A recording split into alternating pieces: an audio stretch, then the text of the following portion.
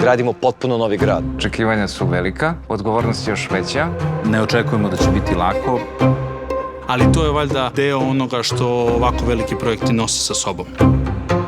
We wanted to be, something that was very unique and something that could be seen from afar. Razmere i formati ovog projekta su kolosalni. Expo je više od jedne izložbe. Ogroman infrastrukturni pomak napred.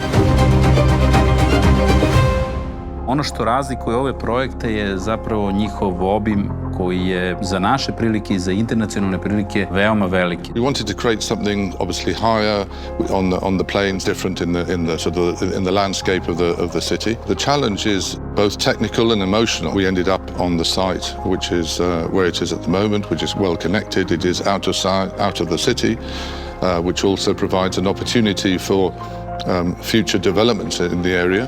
Gradimo nešto što ima mnogo dalju svrsishodnost od tromesečnog događaja. Nešto što mi nemamo, nešto što ovaj deo Evrope nema i definitivno 1/4 nova u Beogradu.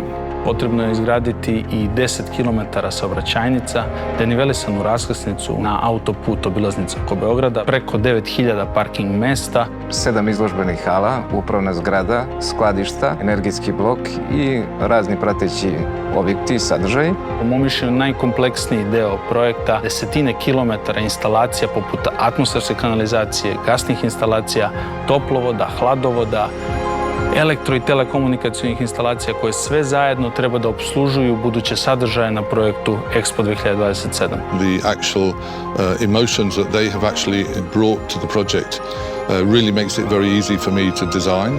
I always say that a good project is a good client.